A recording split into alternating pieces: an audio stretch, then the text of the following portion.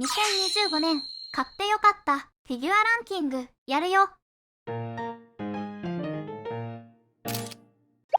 こんにちは、春日部つむぎです。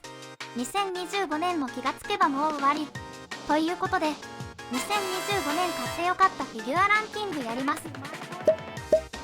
今年買ったフィギュアは25体、うち1体はキャンペーン当選費。今年はバイクの車検と保険更新、消耗品交換があったのと大物が多数控えていたので数は少なめだね。数は少ないながら厳選したこともあって粒揃い。ちゃんと記録してないけど、だいたい60万5356円。60万5356円。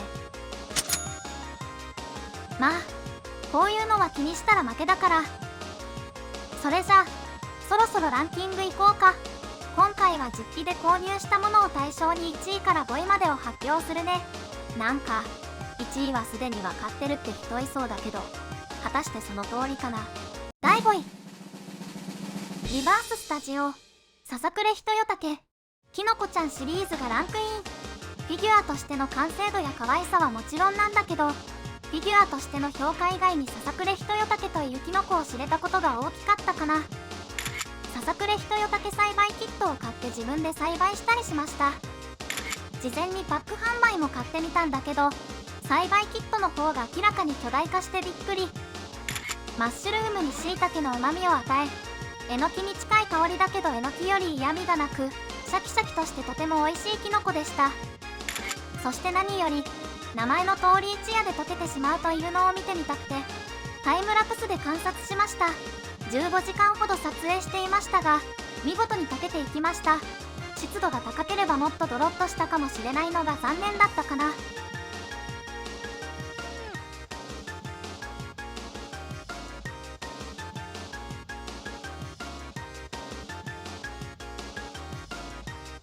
そんな感じで、フィギュアから興味を持ち食べたり観察したりと、なかなか面白かったね。残りのキノコシリーズもフィギュア化されるので、このシリーズは完走したいね。タモギタケ、カエマトケファルスタケは予約済みだよ。マッシュルームガールズシリーズは本当にいいフィギュアなんで、気になった人は残りのキノコちゃんたちの情報を追ってみてね。第4位。メガハウス、藤田琴音。フィギュアの良さはもちろんなんだけど、圧倒的原作個性。旬な時期に発売。原作個性が強いので選ぶべきか悩んだけど、フィギュアとしてもいい出来だし4位にしました。本絶賛ハマっているがクマスだね。ダウンロードしてゲームシステムがよくわからずしばらく放置してたけど、モエスレスパってまとめられてるの見て、一瞬でゲーム性を理解し、そのままことね P になりました。まあ、今は畑やみすずとかいるやべえ女に沼ってしまったんですが、今でも琴音は好きだよってことで。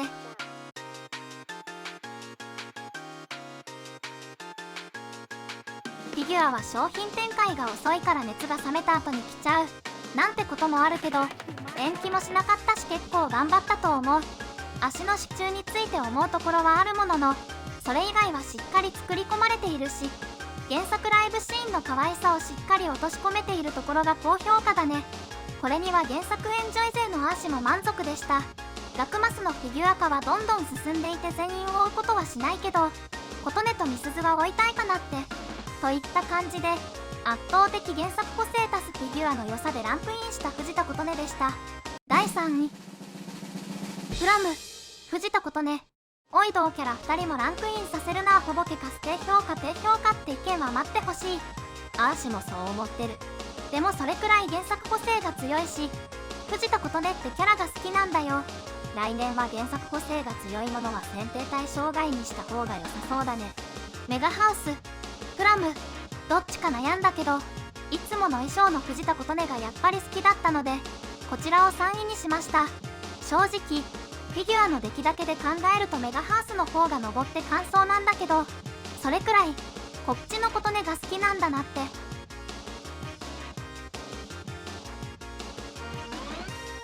あとは、プラム版は予約開始から販売まで4ヶ月ほどだったこともあり、フィギュア以外でもいい印象が多くてランク上がった感じもあるね。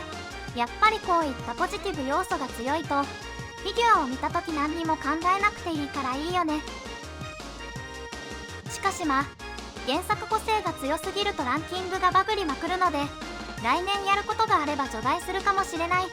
琴音が4体、みすずが3体、スケールフィギュア化が控えてるからね。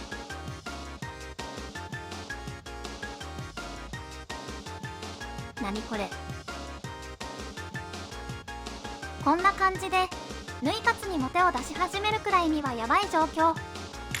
最近じゃ外に持ち出して撮り始めてるんでもう終わりです。もはや恥ずかしいという感情も薄れ始めていてダメですね。もう終わりです。あ、でもちゃんと周りに配慮して極力誰にも見られてないタイミングでやってるよ。いくら縫い活が流行ってるとはいえ、大多数はそんな事情知らないからね。そんな感じで原作個性バチバチの藤田琴音でした。第2位、マジックモールドカラーズ紬。原作なしのフィギュア魅力一本で勝負した紬。これを選ばずして何を選ぶのかってレベルの完成度でした。展示で見かけた瞬間から絶対買うと決めたレベルでしたね。本当に全てが美しくて、これを買わない選択肢はなかったです。残念な点があるとすれば、メーカー側が同仕様での再販をしない宣言をしており、この美しさを広める機会がないってことですね。またかなりの赤字という噂もあり、シリーズ展開もかなり絶望的っていう話も。フィギュアは難しいね。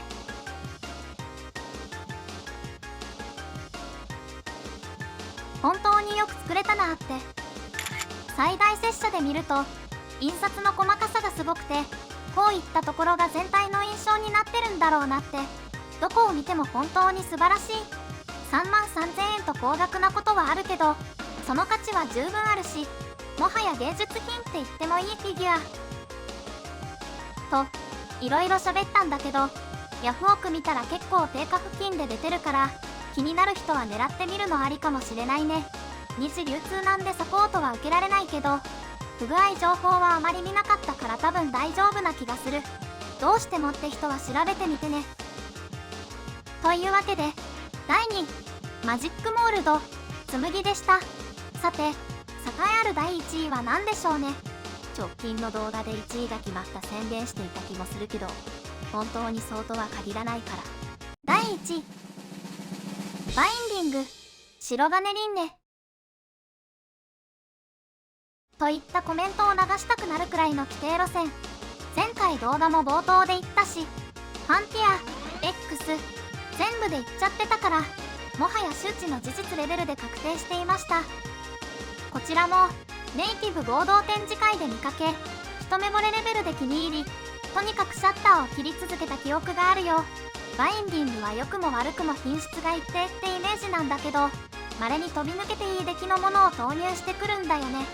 そしてその飛び抜けた品質のものがこんな可愛く仕上がってきたもんだから、購入不可避です。もしデコマス詐欺とかやられたら失踪するレベルで落ち込んでいたと思う。あとはやっぱり4分の1スケールとこの体つきは破壊力大きいね。 YouTube ではお見せできない差し替えパーツはぜひファンティアの方で見ていってください。柔らかそうな造形をね。可愛さとこの造形もう最高でした。2025年1位なんて言ってますが、総合でも1位って言えそうなぐらい、それぐらいのお気に入りです。もう一人お友達の黒沢すみれも楽しみにしてるけど、展示がなかったのでどうなんだろうね。バインディングはタイツなしカラーバリエーションで販売することがあるけど、白金輪廻は同じ仕様で再販する可能性がありそうだよね。ヤフオクではすでに6万円以上の値がついてるしね。まあこれは勝手な予想なんで、そうなるかは一切保証しないよ。年に1回蔵出しとかでも出る可能性があるんで、欲しい人はそういった情報をチェックしてもいいかもね。というわけで1位、バインディング白金輪廻でした。といった感じで2025年買ってよかったフィギュアランキングでした。今年は厳選したので粒揃いで本当に選ぶのに困りました。1位と2位は揺らぐことはないと思うけど、3位から5位は日が変わると変わるかもしれない。それぐらい僅差のものばかり。展示会で一目惚れで言えば無限も入れたいなって思うし、酔って記憶がない状態で予約していた水原千鶴もとても良かった。後ろだけで予約したブルガーも入れたいなって思ったけど、さすがに後ろファーストすぎるなって考えたこともありました。延期しまくってなければもっと評価できただろうなっていうシオンも、もしよかったらコメントでみんなが買ってよかったフィギュアランキングを教えてくれると楽しいかな。それぞれいろんな観点があると思うし、新しい出会いもあるかもね。